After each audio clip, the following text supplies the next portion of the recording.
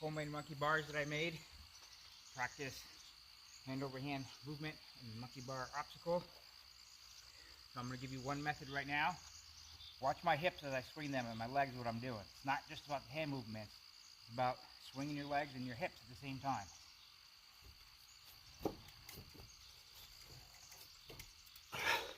One fluid motion into the rope climb.